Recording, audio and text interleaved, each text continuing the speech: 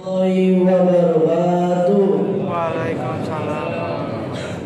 Alhamdulillahirabbil alamin wa bihi nasta'in ala umuri dunya waddin wassalatu wassalamu ala asrofil anbiya wal mursalin sayyidina wa maulana Muhammadin wa ala alihi washabbihi ajmain amma ba'du. Puji syukur kehadiran Allah Subhanahu wa taala yang telah melimpahkan rahmat dan hidayahnya kepada kita sehingga dapat berkumpul untuk melaksanakan sholat tarawih dan witir berjamaah di Masjid Jabal Nur ini. Salawat dan salam semoga tetap terlimpahkan pada junjungan kita Nabi Muhammad SAW, karena berkat tuntunannya kita bisa berada di zaman yang penuh dengan keberkahan dan cahaya ini, dan semoga kita senantiasa mendapatkan syafaatnya hingga akhir nanti. Sebelum dimulai ada beberapa pengumuman yang perlu kami sampaikan. Untuk imam dan penceramah malam ini yaitu Bapak Safiul Umam. Untuk imam witir pertama yaitu Bapak Ali Sadikin. Untuk imam besok malam insya Allah akan dipimpin oleh Saudara Azkia. Untuk penceramah besok malam insya Allah Bapak Amin Muntas.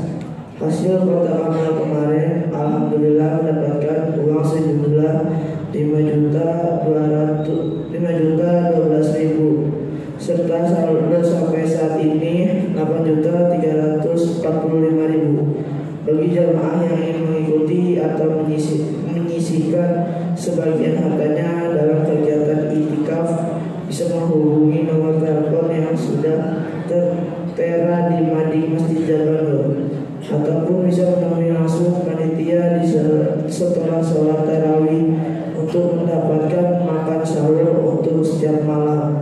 Ganjil diadakan sholat tasbih, sedangkan malam genap sholat tahajud berjamaah. Bagi jamaah yang ingin menunaikan zakat infak, sedekah dan fidyah bisa menemui panitia tepat di kantor sebelah menara Masjid Jabal Nur. Insyaallah kami siap menerima dan menyalurkannya. Tanpa pula kami berterima kasih kepada warga Bukit Indah dan sekitarnya serta majelis taklim kaum ibu masjid Jabal Nur yang telah membantu dalam menyediakan dan menyiapkan takjil selama bulan Ramadan serta menginfakkan sebagian hartanya di Masjid Jabal Nur. Semoga amal jamaah sekalian diterima dan dilimpahkan oleh Allah Subhanahu wa taala. Amin amin rabbal alamin. Sekian dari kami, lebih kurangnya mohon maaf. Wassalamualaikum warahmatullahi wabarakatuh. Kepada Bapak Safiul Umam disilakan. Tes kedua.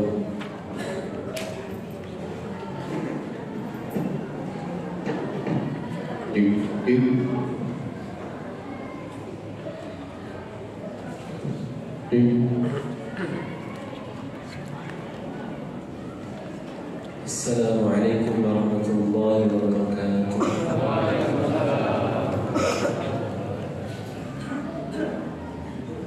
Alhamdulillahi hamdan katsiran. Asyhadu an la ilaha illallah wa asyhadu anna Muhammadan abduhu wa rasuluh.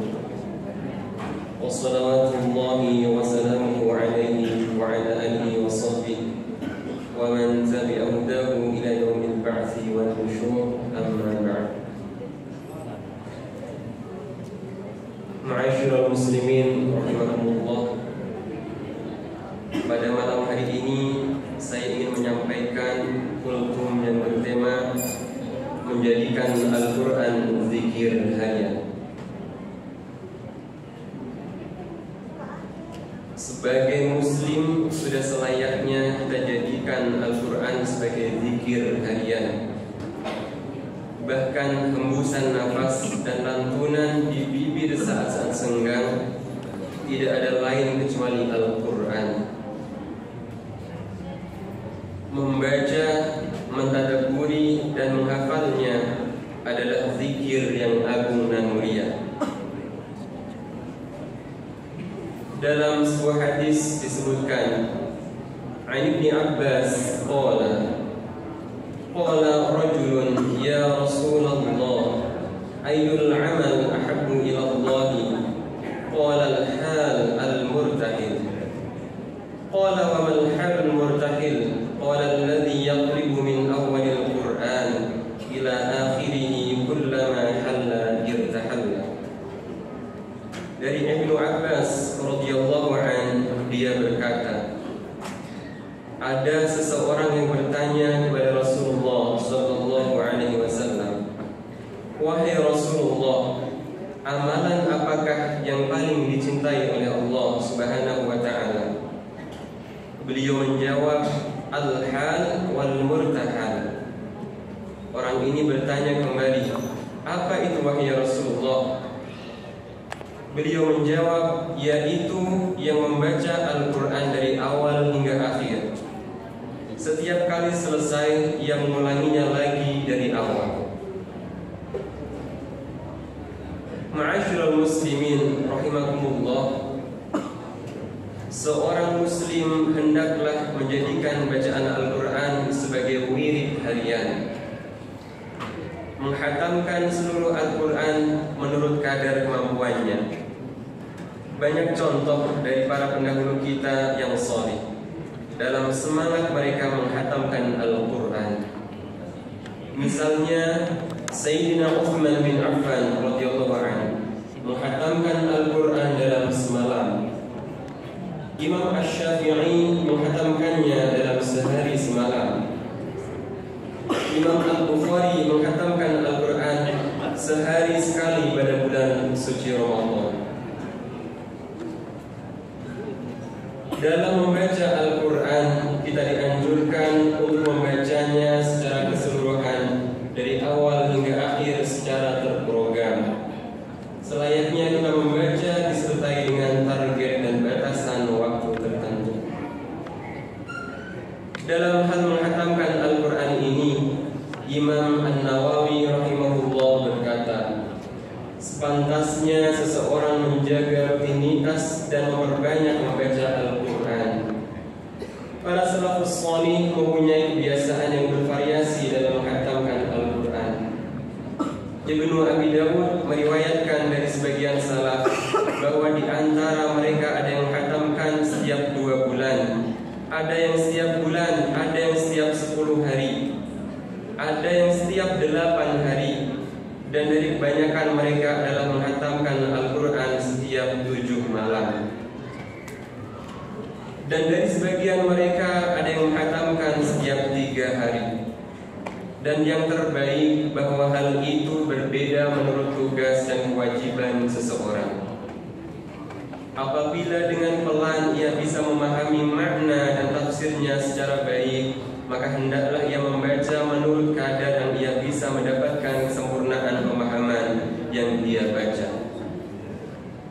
Demikian pula orang yang sibuk menyebarkan ilmu, pengajar misalkan, pendakwah dan sejenisnya, maka hendaklah membatasi diri agar tidak mengurangi tugas utamanya.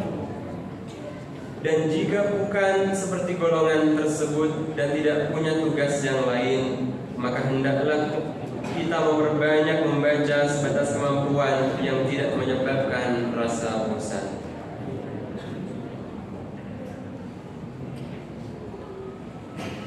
Para salafus salih merasakan ketenangan dan kenikmatan saat membaca Al-Quran, karena Al-Quran adalah kalamullah, sehingga mereka tidak pernah bosan membacanya dan tidak pernah jemu mendengarnya. Allah Subhanahu wa ta'ala menghilangkan rasa jemu dan bosan dari pembaca dan pendengarnya dengan keikhlasan dan kebenaran iman. Rasulullah sallallahu alaihi wasallam bersabda, "Innal ladzi laisa fi jawfihi syai'un minal Qur'ani kal baitil kharib." Sesungguhnya orang yang tidak ada sedikit pun Al-Quran di dalam dirinya, ia seperti rumah yang runtuh. Marilah kita koreksi diri kita. Sudahkah kita menargetkan dalam membaca dan menghafalkan Al-Quran? Jika belum, maka momen Ramadan inilah saat yang tepat untuk memulai. Demikian kultum singkat yang dapat saya sampaikan, mudah-mudahan bermanfaat. Akhirul kalam, wallahul muwaffiq ila aqwamit thoriq. Wassalamualaikum